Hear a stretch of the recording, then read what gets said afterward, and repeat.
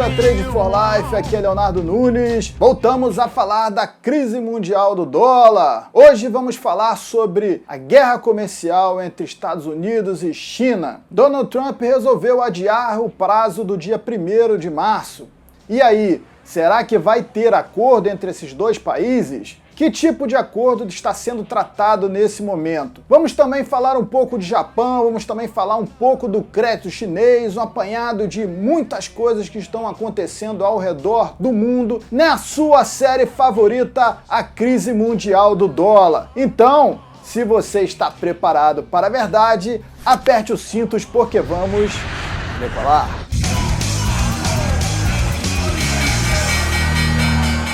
Bom, Donald Trump chegando aí a menos de uma semana do deadline dessa trégua que foi feita em dezembro entre Estados Unidos e China, a tentativa de chegar ao fim da guerra comercial. Os dois países têm tentado se encontrar de forma diplomática e comissões vêm tentando aí chegar a algum tipo de acordo há algumas semanas. Mas até agora nada. Algumas promessas de compras pelos chineses de produtos agrícolas. O Donald Trump fica tuitando que está próximo de um acordo e o mercado financeiro sempre ali reagindo a qualquer notícia sobre essa matéria, né? Agora, com esse adiamento do dia 1º, não foi diferente. O mundo inteiro está em alta hoje, as bolsas estão contentes aí com uma perspectiva de fim da guerra comercial. De repente pode ser que isso sinalize um adiantamento aí no acordo entre essas duas potências. Mas você que está aqui neste canal, você que é do Clube do Dólar, sabe bem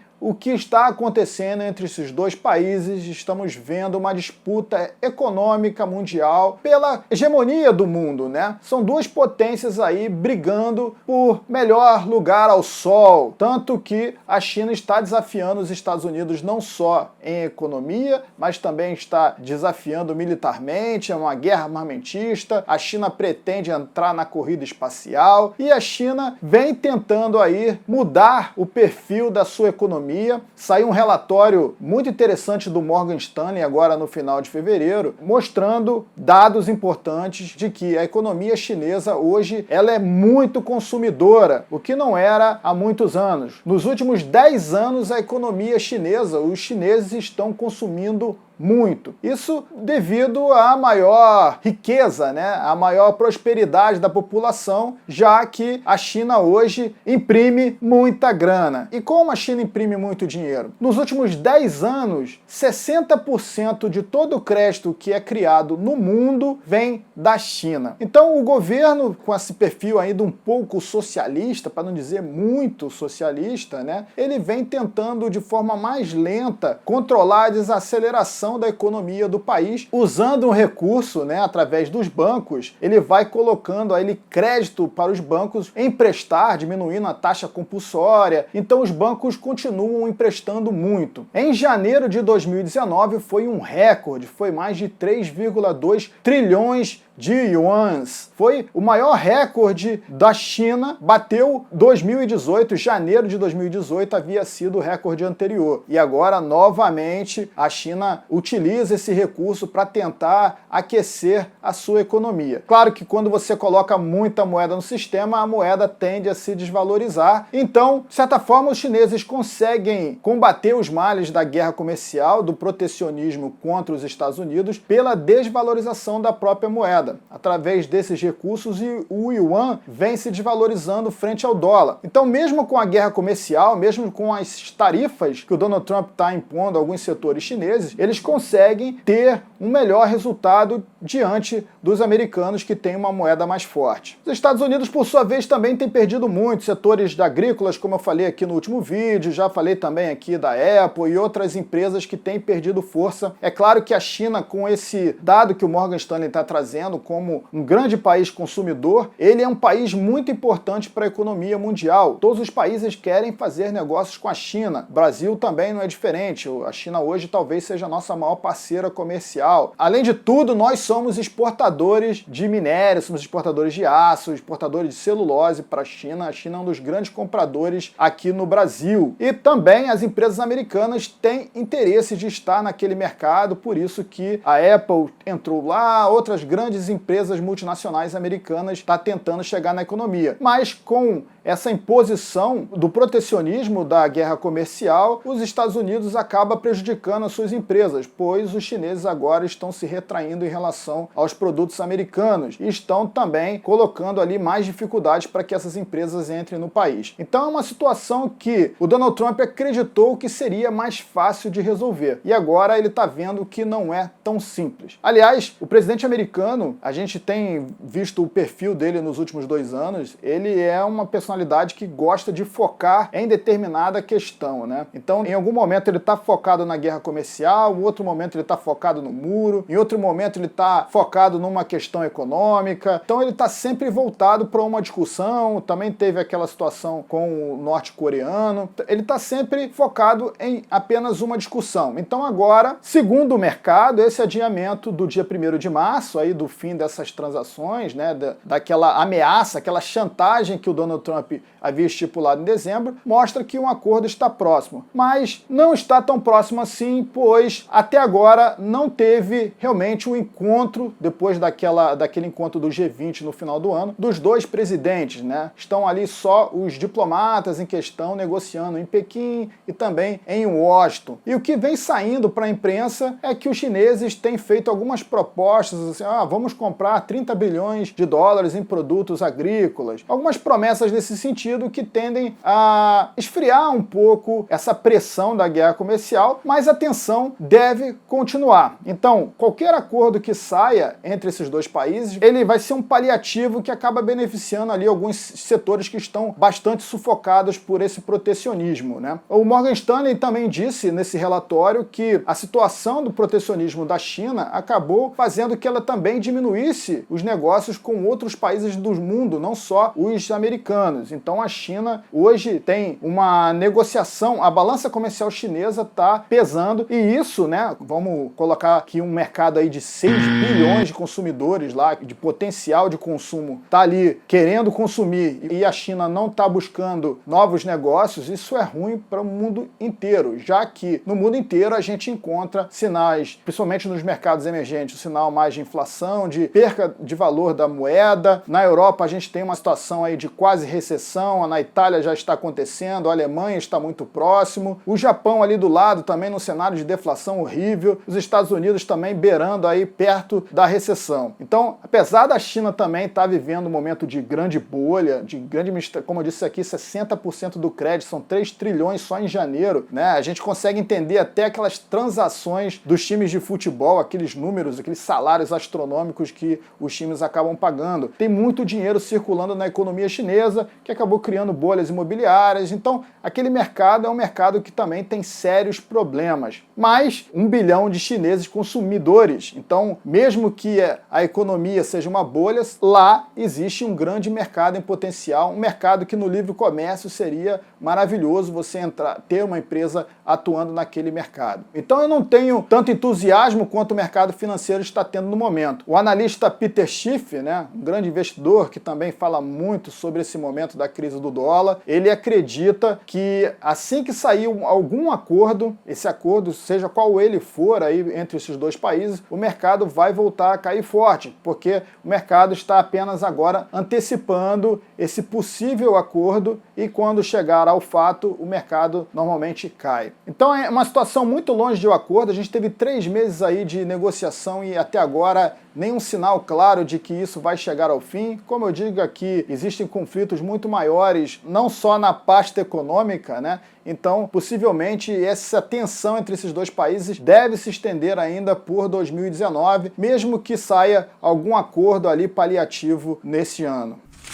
Agora eu fiquei de falar aqui do Japão, né? O Japão trouxe um dado bem curioso. A nova política do Banco Central japonês é apostar no endividamento, é no déficit do país. Como assim o cara vai apostar no déficit do país? Muito bem, o Japão é um país que também está terrivelmente endividado, existe lá um terrível cenário de deflação. Eles tentam alcançar a meta de trazer a inflação japonesa a 2% ao ano, mas isso não acontece, porque as pessoas não têm interesse em consumir, as pessoas preferem salvar dinheiro. Então isso acaba fazendo as empresas venderem menos, isso também acaba atingindo o setor financeiro, acaba também atingindo o desemprego do país. Para que a inflação volte a subir, o BOJ tem tentado algumas coisas, né? Que, como eu disse no Clube do Dólar, no futuro os estudantes vão ter aí muito conteúdo, principalmente do que o Banco Central japonês está fazendo quando essa crise estourar, né? Vai ser um caso aí bem interessante, porque o Banco Central japonês resolveu imprimir dinheiro, como os outros bancos centrais do mundo estão fazendo, e comprar ativos da economia japonesa. Então eles foram lá comprando aqueles quantitative easing japonês, foram comprando ações da bolsa, compraram títulos do governo, emprestando para o governo, e por aí vai. Hoje, contabilmente, né, o último balanço do Banco Central japonês no ano passado indicou que o BOJ tem 5 trilhões de dólares em ativos japoneses em custódia. Ou seja, equivale a 5 Apples. Como se você tivesse 5 Apples, a maior empresa do mundo, que tem valor de mercado aí de aproximadamente 1 trilhão, você tivesse 5 Apples dentro do Banco Central japonês ali em custódia dos ativos. Então, o Banco Central japonês comprou a alta da bolsa japonesa e hoje ele é um dos grandes players daquele mercado. Isso conseguiu estabilizar a economia e evitar que as empresas tivessem aí perca nas suas ações e aí tivesse um resultado muito pior. Ainda assim, não houve um resultado, o Banco Central japonês levou os juros para negativo. Então fez uma curva ali abaixo de zero, dos juros para 10, 20 anos. Isso acabou sendo também um fato inédito. O Japão hoje e a Suíça são um dos poucos países do mundo que já adotaram essa medida de trazer os juros negativos da sua economia. E ainda assim, a economia continua estagnada, não existe sinal nenhum de melhora. Então agora, para tentar fazer os japoneses comprarem mais, né, o governo japonês não vai mais colocar novos impostos sobre compras do varejo e quem vai assumir esses impostos é o Banco Central japonês. Então o Banco Central japonês vai comprar o déficit do país, ou seja, vai comprar a tributação que seria dos consumidores para deixar o preço mais barato e tentar aquecer novamente essa economia. Então é como se o Banco Central japonês estivesse imprimindo dinheiro, pegando e transferindo direto para a conta do governo. Isso já está acontecendo de forma direta agora no Japão. É uma situação das mais graves. Quando a gente começa a ver esses números, né, e essas medidas que o Banco Central japonês está tomando lá, pelo menos eu acredito assim, né? Pô, o Japão já está chutando o balde, está esperando a crise estourar em algum lugar do mundo, então eles vão tentando postergar isso de alguma forma, e na hora que estourar e de repente sai uma crise americana, começa realmente essa crise de fato dessa grande dívida mundial, o dólar começar a cair, então os japoneses acabam largando de mão e deixam acontecer ali culpando algum terceiro. Mas a situação do Japão é muito, muito grave. E para piorar ainda mais a situação japonesa, o Japão é o maior credor dos Estados Unidos. Eles têm mais de 1 trilhão em bonds americanos. Então, eles também estão intrinsecamente ligados ao que acontece à economia americana. Se houver realmente recessão nos Estados Unidos, se houver uma grande crise americana, quem vai ser prejudicado diretamente, que é o maior prejudicado diretamente a princípio, vai ser o Japão. E também a China, que é a segunda maior credor, e o Brasil, nosso Brasil é o terceiro maior credor, estamos também tão ligados aí na situação da economia americana. A situação do mundo hoje é realmente bastante delicada. E o protecionismo econômico, essas guerras comerciais que vai se fortalecendo em 2019 e que a gente ainda está vendo ainda muito distante de um acordo e que é motivo de muita preocupação por parte do FMI. O FMI, como eu coloquei num vídeo no ano passado, disse que as nuvens negras dessa tempestade que estavam no horizonte já estão bem perto de nós, né? E estão tentando debater com vários líderes, mostrando o perigo que é essa guerra comercial, está fazendo a economia ao mundo, diante de um mundo totalmente endividado, do endividamento global aí que ultrapassa 280 trilhões de dólares. Essa é a dívida de estados e empresas ao redor do mundo. Meu amigo, se preocupe porque a situação é muito, muito, muito grave.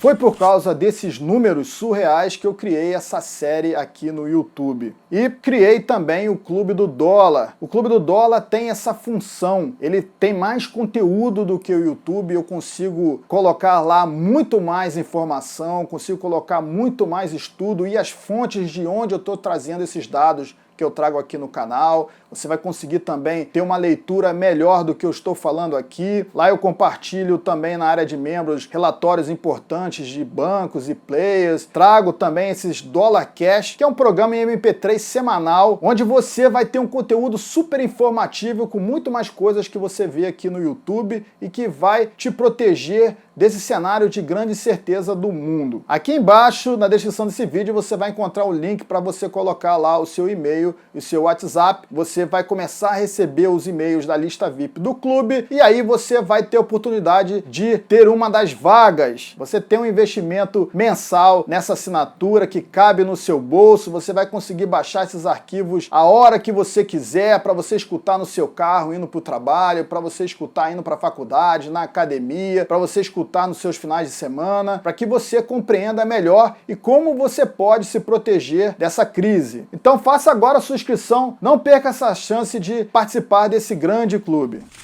Esse aqui, como você sabe, é o R2. Ele vai estar sempre aqui nos finais do vídeo trazendo aí a sua sabedoria sobre a questão que vou colocar aqui. Então, R2, chegou a sua vez. Vem aqui e fala.